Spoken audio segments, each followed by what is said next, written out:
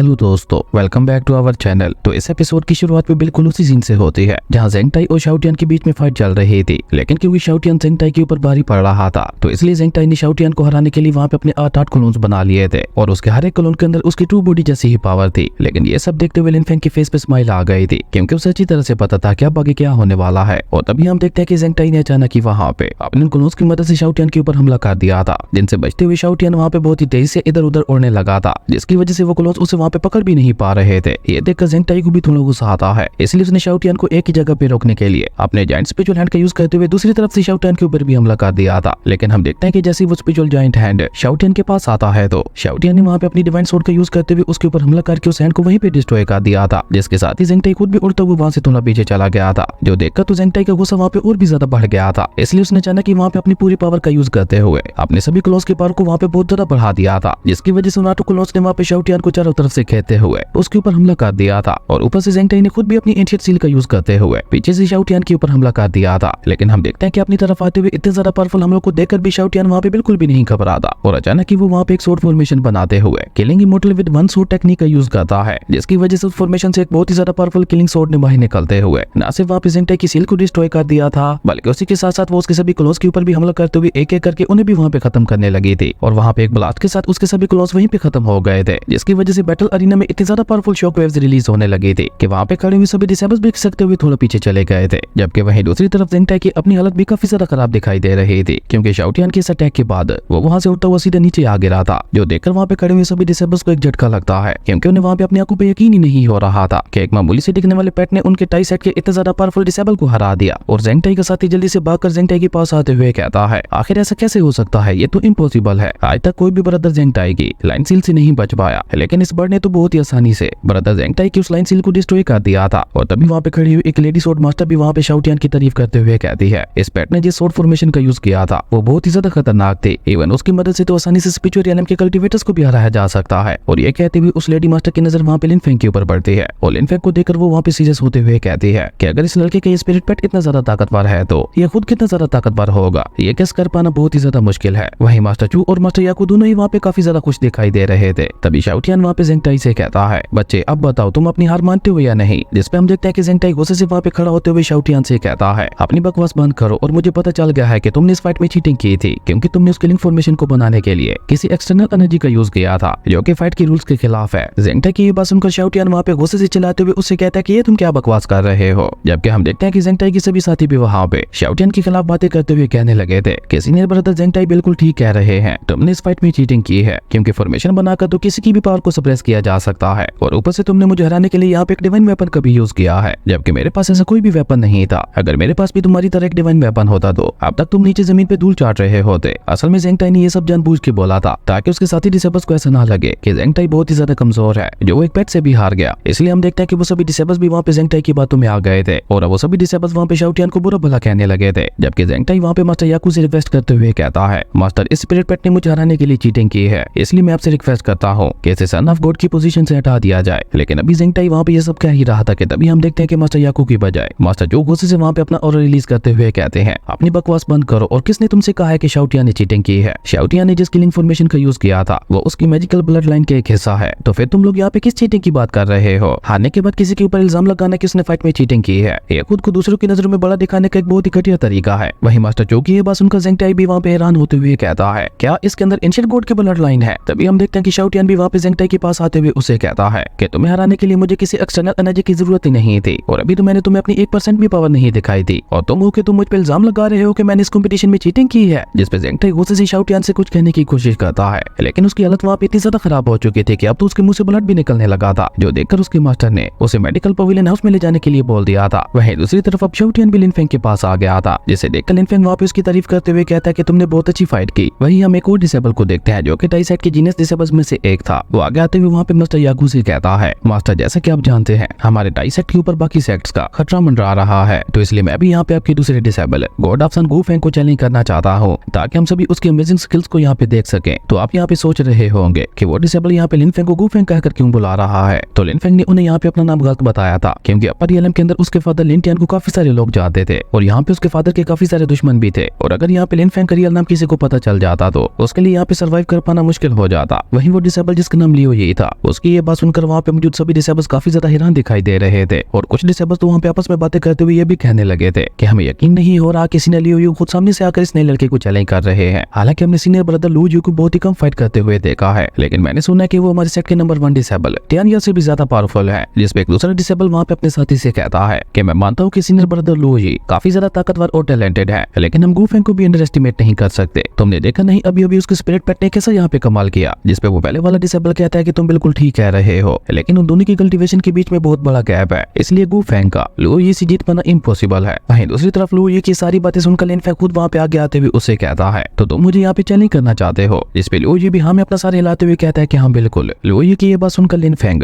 Jump करते हुए सीधा वहाँ पे बैटल अरीना के अंदर आ गया था और वो लू जी को भी उसके साथ फाइट करने के लिए आगे बुलाता है। जो देखकर लू जी वहाँ पे स्माइल करते हुए अपने मन में कहता है लड़के अभी तुम्हारी और मेरी कल्टीवेशन के बीच में बहुत बड़ा गैप है और तुम जो यहाँ पे इतनी ज्यादा एरोगेंट बन रहे हो, अभी मैंने तुम्हारी सारी की सारी यकीनी ना निकाल दी तो मेरा नाम भी लू जी नहीं। और ये सोचकर वो भी जंप करता हुआ बैटल अरीना के अंदर आ गया था और बैटल अरीना के अंदर आकर वो वहाँ पे लिनफेंग का मजाक उड़ाते हुए कहता है कि अभी तुम्हारी और मेरी कल्टीवेशन के बीच में बहुत बड़ा गैप है, इसलिए मुझे ये फाइट अनफेयर लग रही है, तो इसलिए मैं तुमसे वादा करता हूँ कि मैं भी तुम्हारे ऊपर तुम्हारी कल्टीवेशन लेवल के मुताबिक ही हमले करूंगा। जिसपे हम देखते हैं कि लिनफेंग उसे वहाँ पे मना करते हुए कहता है कि नहीं उसकी कोई जरूरत नहीं है। लिनफेंग की ये बात सुनकर वहाँ पे खड़े हुए सभी डिसेबल्स को एक बार फिर से झटका लगता है और अब वो सभी भी लिनफेंग को एरोगेंट कहने लगे थे, क्योंकि ये लिनफेंग के लिए एक बहुत अच्छा मौका था जिसे लिनफेंग ने खुद अपने हाथों से गवा दिया। इवन वहाँ पे एक डिसेबल तो गुस्से से कहता है कि आखिर ये लड़का खुद को समझता क्या है, इतने ज्यादा एरोगेंट तो गॉड ब्लड लाइन वाले डिसेबल्स भी नहीं होते। वहीं बैटल अरीना के अंदर मौजूद लियू जी भी लिनफेंग की ये बात सुनकर स्माइल करते हुए उससे कहता है अब जब सन ऑफ गुड यहाँ पे इतनी ज्यादा बहादुरी दिखा रहा है तो मैं भी अब अपना पूरा दम लगाते हुए उसके ऊपर हमला करने वाला हूँ। और ये कहकर लियू जी ने वहाँ पे अपनी मास्टर सोल को बाहर निकाल लिया था जो कि एक पाइथन स्नेक बीस्ट की थी, जिसे देखकर लिनफेंग वहाँ पे स्माइल करते हुए उसे कहता है नाइस तुम्हारी मास्टर सोल काफी ज्यादा पावरफुल लग रही है, इसलिए अगर तुम अपने 3 हमलों में मुझे यहाँ पे हट कर लेते हो तो तुम ये फाइट जीत जाओगे। ये तो अब लियू जी के साथ साथ बाकी सभी के लिए भी एक बहुत बड़ा झटका था और लियू जी तो वहाँ पे अपने सीनियर की तरफ देखने लगा था, जिसपे हम देखते हैं कि वो सीनियर सिर्फ हमें अपना सर हिलाता है। वहीं बैटल अरीना के अंदर लियू जी थोड़ा गुस्से से लिनफेंग से कहता है कि क्या कहा तुमने, तुम मुझे 3 अटैक्स देने की बात कर रहे हो। वहीं शाओटियन वहाँ पे आकर अपने मास्टर लिनफेंग की तारीफ करते हुए कहता है बच्चे अपने कान साफ करवा के आओ, क्या हमें यहाँ पे तुम्हें एक ही बात बार बार बतानी पड़ेगी। मेरे मास्टर ने तुम्हें साफ साफ कहा है कि अगर तुमने उन्हें अपने 3 हमलों में जरा सा भी हट कर लिया तो तुम ये फाइट जीत जाओगे। याद रखना मेरे मास्टर हट करने का बोल रहे हैं, डॉज करने का नहीं। तुम अपने 3 हमलों में उन्हें हट करो और ये फाइट जीत जाओ। शाओटियन की ये बात सुनकर अब वहाँ पे मुझे सभी डिसेबल्स को पूरी 440 वोट का झटका लगता है और अब वो सभी वहाँ पे लिनफेंग के बारे में बातें करते हुए कहने लगे थे कि शायद ये आने वाला लड़का गूफेंग पागल हो गया है जो ये अपने से ज्यादा पावरफुल कल्टीवेशन वाले डिसेबल को चैलेंज कर रहा है। जबकि मास्टर याकू और मास्टर चूतू ये सब देखकर काफी ज्यादा खुश दिखाई दे रहे थे और मास्टर चूतू वहाँ पे लिनफेंग की तारीफ करते हुए कहते हैं मुझे पर्सनली ऐसे बहादुर लड़के बहुत ही ज्यादा पसंद है। वहीं ये सब देखकर मिंगटियन भी सोचते हुए अपने मन में कहता है कि जरूर अंकल गूफेंग के पास कुछ ऐसी हिडन ट्रिक्स होंगी जिनकी मदद से वो बहुत ही आसानी से लू यी को हरा देंगे। और अब वो भी वहाँ पे इस फाइट के लिए काफी ज्यादा एक्साइटेड हो गया था। जबकि वहीं दूसरी तरफ लू ये गुस्से से वहाँ पे लिनफेंग से कहता है ओके अगर तुम यही चाहते हो तो मुझे भी तुम्हारा ये चैलेंज मंजूर है। और ये कहकर उसने अचानक ही वहाँ पे अपनी फ्लेम पाइथन वाली मास्टर सोल का यूज करते हुए लिनफेंग के ऊपर एंशिएंट पाइथन फ्लेम से बहुत ही ज्यादा पावरफुल हमला कर दिया था। लेकिन हम देखते हैं कि लिनफेंग वहाँ पे अपनी जगह से बिल्कुल भी नहीं हिलता और जैसे ही वो फ्लेम वहाँ पे आकर लिनफेंग को लगती है तो अब सभी डिसेबल्स को वहाँ पे यही लगने लगा था कि अब तो लिनफेंग का बचना मुश्किल है और हो सकता है शायद वो इस खतरनाक फ्लेम से मारा भी जाए। वहीं उस फ्लेम से इतनी ज्यादा पावरफुल एनर्जी निकल रही थी कि वहाँ पे तो लोगों का खड़ा रह पाना भी मुश्किल हो रहा था। लेकिन जब वो फ्लेम वहाँ पे खत्म होती है तो हम देखते हैं कि लिनफेंग वहाँ पे बिल्कुल सही सलामत खड़ा था। उसने यहाँ पे सिर्फ अपनी इमॉर्टल गोल्डन बॉडी टेक्निक का यूज किया था और ये देखकर तो वहाँ पे किसी को अपनी आंखों पे यकीन ही नहीं हो रहा था कि लिनफेंग ने इतनी ज्यादा पावरफुल फ्लेम से भी खुद को बचा लिया है। वहीं ये सब देखकर लू जी भी वहाँ बेहरान होते हुए कहता है कि मेरी ये ट्रू फायर किसी किंग लेवल के स्पिरिचुअल सोल्जर को भी जलाने के लिए काफी है, लेकिन ये लड़का जिसकी कल्टीवेशन भी मुझसे बहुत ज्यादा लो है ये कैसे मेरे अटैक से बच गया। जबकि लिनफेंग को सही सलामत देखकर उसे पसंद करने वाले सभी लोग वहाँ पे काफी ज्यादा खुश दिखाई दे रहे थे और शाओटियन तो वहाँ पे अपने मास्टर लिनफेंग की तारीफ करते हुए कहता है बच्चे देखकर मेरे मास्टर तुम्हारे अटैक से कैसे बच गए, इसलिए अभी भी तुम्हारे पास टाइम है, अपनी हार मान लो क्योंकि अभी तुम्हारी उतनी बेइज्जती नहीं होगी जितनी बाद में होगी। वही लू यू वहाँ पे गुस्से से चिल्लाते हुए कहता है कि मैंने तुम्हें अंडर एस्टिमेट करने की गलती की, लेकिन कोई बात नहीं, अब मैं देखता हूँ कि तुम मेरे से अटैक से कैसे बचते हो। और ये कहकर लू यू वहाँ पे पहले से भी ज्यादा पावरफुल अटैक की तैयारी करने लगा था और अपने इस अटैक में तो उसने वहाँ पे अपनी डोमेन फील्ड को भी रिलीज कर दिया था जो देखकर सभी डिसेबल्स वहाँ पे चौंकते हुए कहते हैं कि ये टोंगटियन रियलम के पावरफुल कल्टीवेटर्स का एक स्पेशल मूव होता है ताकि उनके दुश्मन कहीं भाग ना सके। वहीं ये सब देखकर शाओटियन कहता है मुझे लगता है ये लड़का आज अपनी यहाँ पे बहुत ही ज्यादा बेइज्जती करवाने वाला है और ऊपर से इन लोगों को देखो कैसे उसकी तारीफें कर रहे हैं जैसे आज से पहले इन लोगों ने कोई पावरफुल पर्सन देखा ही नहीं हो। वहीं लू जी ने डोमेन फील्ड लगाने के बाद वहाँ पे अपनी मास्टर सोल बॉडी को भी बाहर निकाल लिया था और अचानक ही अपनी मास्टर सोल बॉडी की मदद से उसने लिनफेंग के ऊपर एक बहुत ही ज्यादा खतरनाक हमला कर दिया था। लेकिन हम देखते हैं कि उसकी मास्टर सोल बॉडी का वो स्पीयर लिनफेंग के पास आके ही रुक गया था जो देखकर लिनफेंग भी वहाँ पे अपनी सिर्फ एक फिंगर से ही उसके स्पीयर के ऊपर अटैक करता है और ऐसा होते ही उसकी मास्टर सोल बॉडी वहाँ से उड़ते हुए पीछे जा गिरी थी और लिन फेंग की बॉडी से इतना ज्यादा पावरफुल और निकलने लगा था कि न सिर्फ लू ही की मास्टर सोल बॉडी वहीं पे डिस्ट्रॉय हो गई थी, बल्कि उसी के साथ साथ वो खुद भी उड़ते हुए वहाँ से काफी पीछे जा गिरा था और अब तो उसकी हालत भी वहाँ पे काफी ज्यादा खराब दिखाई दे रही थी। ये देखकर लू ही वहाँ पे चलाते हुए कहता है कि नहीं, ऐसा नहीं हो सकता, ये तो इम्पॉसिबल है, जरूर तुम इस फाइट में कोई चीटिंग कर रहे हो। मुझे लगता है तुमने यहाँ पे कोई गोल्ड लेवल का सॉफ्ट आर्मर पहना हुआ है जो कि यहाँ पे किसी को भी नजर नहीं आ रहा। लू ही की ये बात सुनकर शाओटियान वहाँ पे उसका मजाक उड़ाते हुए कहता है कि अब भला ये क्या बात हुई कि अगर कोई दूसरा पर्सन तुमसे ज्यादा पावरफुल है तो